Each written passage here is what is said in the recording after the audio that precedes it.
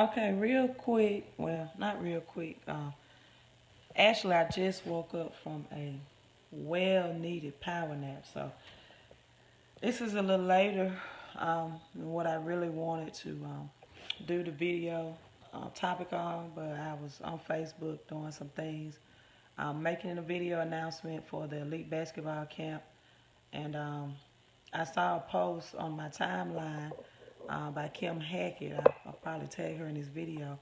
That she said she was studying the Bible in the book of Genesis, um, where the scripture states that male and female made he him, made he them, and I commented on her video. So I wanted to do, on her post. So I wanted to do a quick Bible study session of my own that was on my mind earlier. I noticed the comments on her post. There's a lot of deep theologians.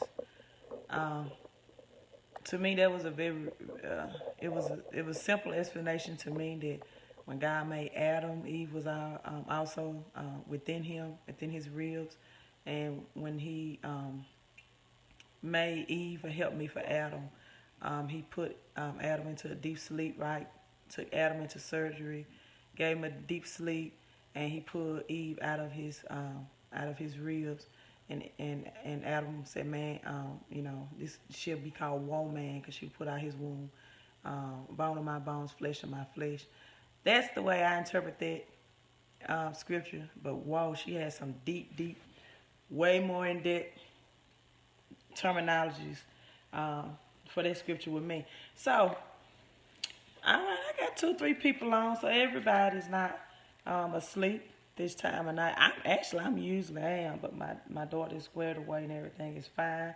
Like I said, I was so tired and exhausted, but I had this on my mind earlier. So let's look at 2 Kings chapter 4. We look at Elijah helps a widow, right? So everyone knows pretty much. A lot of people are familiar with. I won't say everyone know about the widow woman. Hey, Greg. Sorry I missed your call, but I'm gonna call you this week. We know pretty much about the widow who was in debt, right? Go borrow of vessels, not a few. Elijah helps her. The woman gets out of debt, and she paid all her debt off, and she lived off the rest, right? She had investment income, passive income, residual income, whatever you want to call it, when she got out of debt, and so most people that are Bible students really get a lot of teaching and emphasis on this woman in 2 Kings chapter 4, verses 1 through 7. But let's look at this other lady, Elijah, and a woman from Shunem. Hope I'm pronouncing that correct, Shunem. We don't really focus on this lady a lot in the Bible. And so starting with verse 8, it fell on that day that Elijah passed to Shunem, where was a great woman, and she constrained him to eat bread. And so it was that as often as he passed by, he turned to her to eat bread. And she said to her husband, I perceive that this is a holy man of God, which passes by us continually. Let us make a little chamber, I pray. So this woman was so well to do her husband, that she was able to add on an additional portion of their house, additional room, additional dwelling place for a man that just passed by them on a continual basis. And so this was a wealthy woman, well to do. Let her make a chamber in the wall. Let her set it for him to have a bed, a table, a stool, a candlestick. Thank you, Isaac. And it shall be that he should turn to them whenever he passed through. And so it fell on the day he came unto them, and he turned to the chamber and lay there. Right? So I'm going to stop right there. First thing about this lady that this scripture brings out to me is that she sowed habitually, right? She sowed habitually. She saw an opportunity to be a blessing to a man that passed by, that she perceived to be a man of God. And she wanted to sow into, so she was habitual sower, and she was financially well off. Those are two takeaways that we can take from this scripture, from the first 3 chapters that I've read so far, she was financially well off, and she sowed habitually, right? And then let's look at verse 13.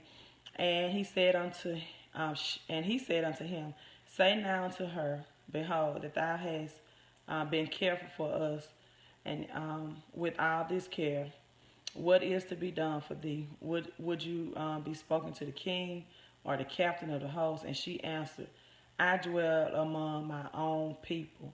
Um, Learn the art of saying no. Learn the art of saying no, and know who's in your circle, right? Know who's in your circle. Know what people to dwell amongst, to dwell with. She told him, in that verse 13, no, I dwell among my own. I have my own environment that cultivates me. I have my own support system. I have a circle of positive, supportive people, people that feed into my faith and not into my fears. Now, I don't know what she said, but that's the way I took it, verse 13. So she learned the art of saying no. So we know about the Proverbs 31st woman a lot of times. But let's look at this prominent woman in 2 Kings 4:8. She had wealth. She recognized an opportunity. A lot of times we miss our blessing because we don't act upon our opportunities. We don't invest. She invested into this man of God life, and it gave her great rewards. We don't make investments. I made a post last week about Nike. Many know me know that I also coach basketball. I say I love the 3 Bs, basketball, business, and the Bible. And Nike added the 3 words to their swoosh, and it took them from so many millions of dollars of sale to billions of dollars of sale. And the 3 words was just do it. They upgraded. And so a lot of times we're overthinking opportunity that will position us for prosperities, and we're overthinking. And sometimes you have no do-overs in life. You only have one opportunity in life to get it done. You have one season, one opportunity, and if you miss that opportunity, you miss that that business opportunity, or that whatever opportunity is presented before you. Sometimes you have no do-overs to make things right. A lot of people that's on their deathbeds, from what I've heard, giving their testimony at times, say they think about all the things they should have done, all the things they should have acted upon, all the people they should have spent more time with. And so sometimes you get no do-overs in life. And so she acted upon this opportunity. And as a result, you all know this story, this man was able to bless him. And then he said that, verse 16, about this season, according to the time of life, you shall embrace a son. And the lady said, oh, no, my Lord, don't lie unto me. And the woman conceived, and she bare a son at that season. So it was something that this woman wanted, that she haven't even shared her dream with. Have you wanted something so bad that you're afraid to just even talk about it out loud, or to share with other people, or to think about it? You think, if I push it in the back of my mind, it'll just go away, and I can live my life. I'll be content. I'll be comfortable. But sometimes comfortable is not for all people. And a lot of times we don't want to embrace pain in order to get that progress. But sometimes God will position us that we have no choice but to walk in purpose.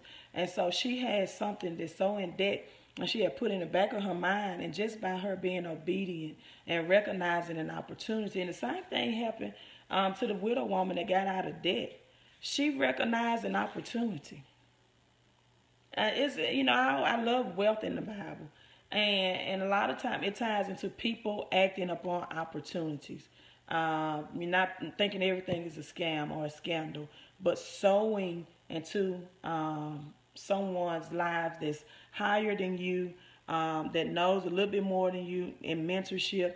And this is what this lady did, and she was already financially well off. And as a result, I want you to read the rest of the story, and maybe we'll do a part 2.